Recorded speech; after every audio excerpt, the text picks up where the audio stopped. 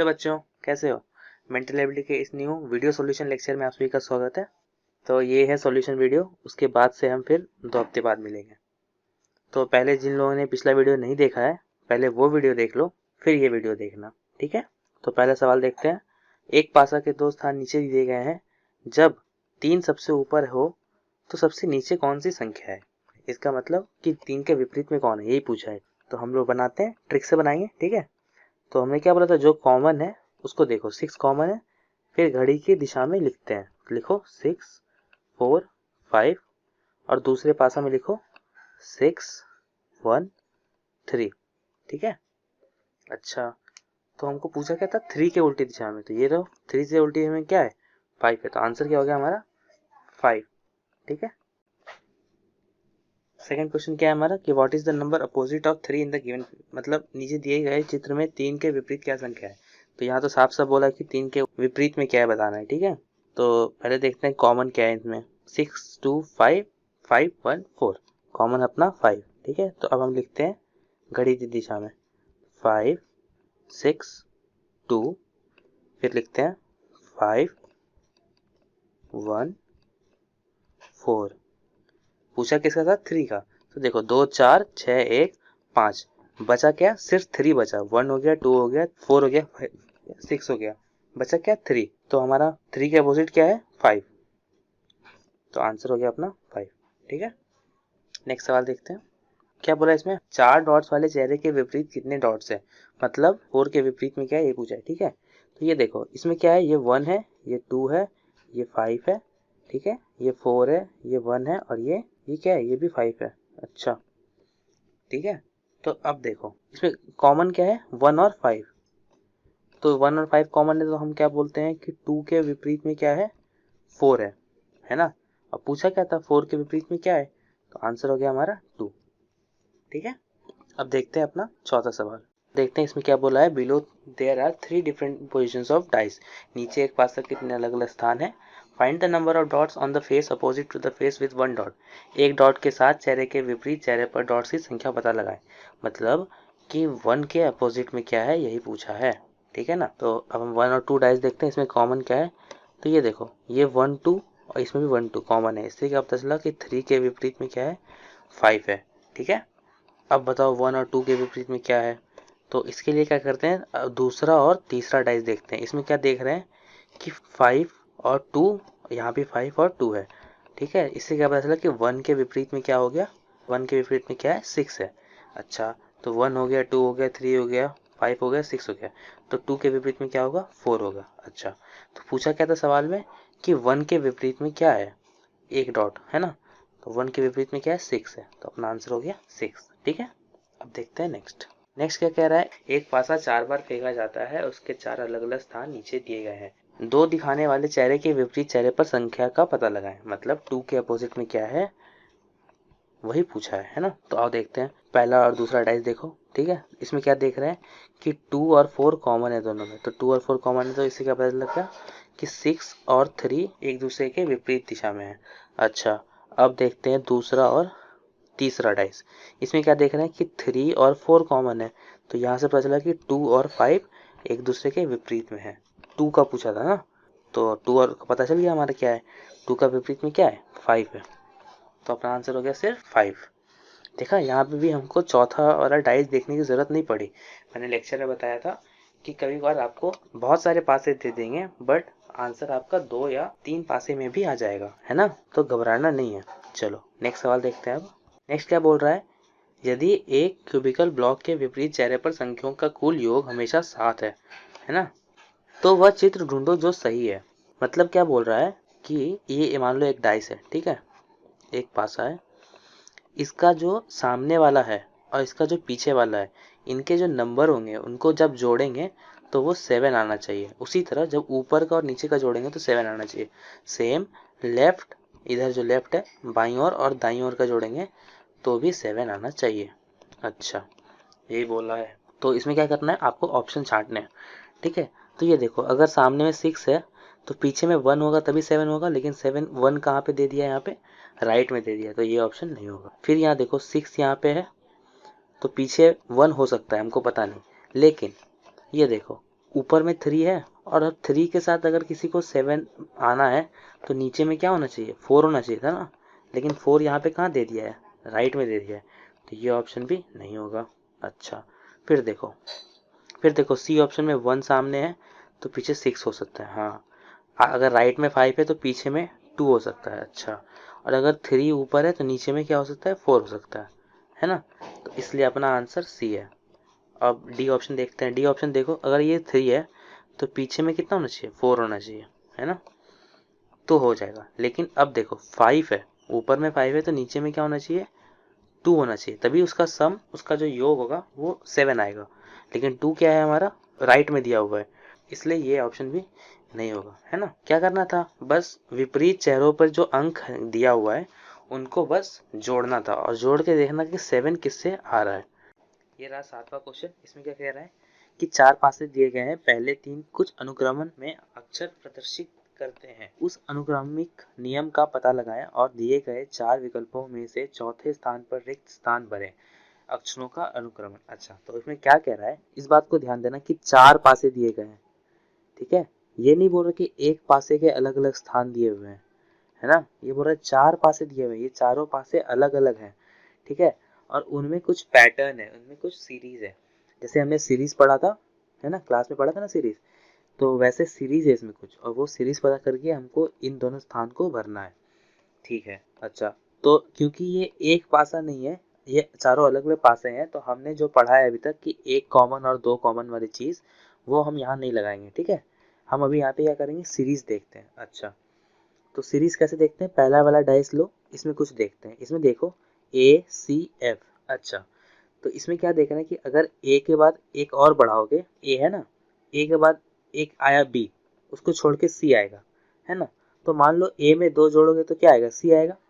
अच्छा, ठीक है, अब सी से एफ में जाओ, क्या आता है, CDE, है ना, DE, फिर आता है एफ, मतलब सी में अगर 3 और जोड़ोगे तो आता है अपना एफ।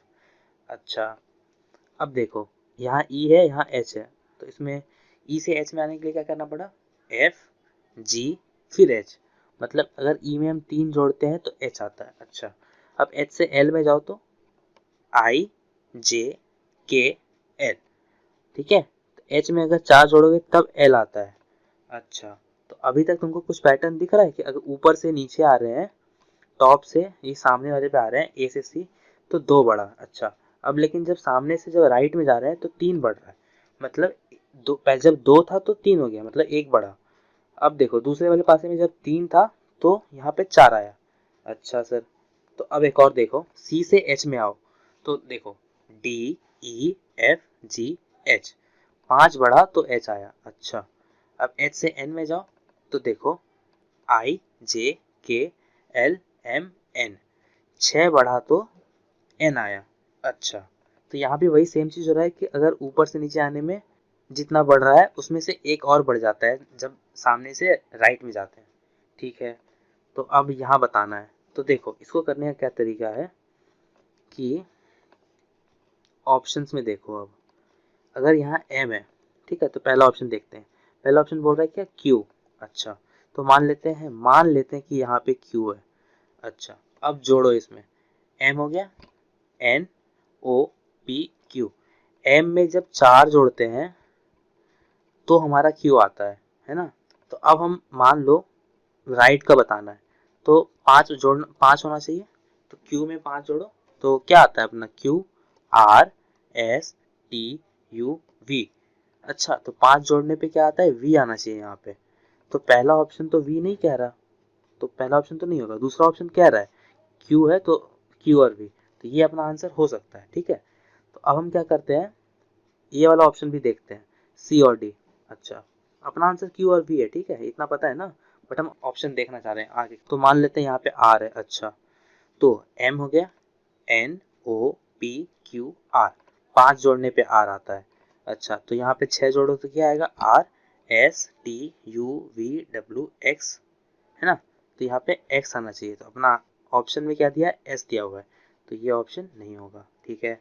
अब उसी तरह सेम हम थर्ड ऑप्शन के लिए भी करते हैं, तो थर्ड ऑप्शन में क्या है, H और Q, तो मान लो यहाँ पे अब क्या है, H है। अच्छा, अब देखो h तो m से कम है ना, ठीक है, h तो m से कम है, तो क्या करें, तो उल्टा गिन लेते हैं, h i j k l m। अच्छा, तो h से m जाने के लिए 5 देना पड़ता है। अच्छा, तो मान लेते हैं m से इधर आने में कितना 6 देना पड़ेगा, तो m n o p q r s, तो यहाँ पे क्या होना चाहिए था, s होना चाहिए था, तो h और s होता तो ये आंसर सही होता, लेकिन यहाँ पे ऑप्शन क्या है, h और q, तो इसलिए ये ऑप्शन भी गलत है ना। तो कितना आसानी से हम लोग यहाँ पे ऑप्शंस को एलिमिनेट करके ऑप्शन छांट के बता दिया कि आंसर अपना क्या है, बी, है ना। ये एक अलग क्वेश्चन था, अलग टाइप का, जो कि क्यूब एंड डाइस में भी पूछा जा सकता है, ठीक है। इसमें क्या था, हम मेन इंपॉर्टेंट क्या था, सीरीज देखना, इसमें नॉर्मल जो हम डाइस के क्वेश्चन करते हैं वैसा ये नहीं था, तो इसलिए ये थोड़ा अलग है और इम्पोर्टेंट है। और इसमें मेन बात क्या ध्यान रखना था, यहाँ पे बोला था 4 पासे दिए गए हैं, 4 अलग अलग पासे दिए दिए हुए हैं, ठीक है। और लेकिन जब पहले जो सवाल करते थे उसमें क्या बोलता था, एक पासे का अलग अलग स्थान दिया हुआ है ना, ठीक है। तो ये चीज ध्यान में रखने वाला था।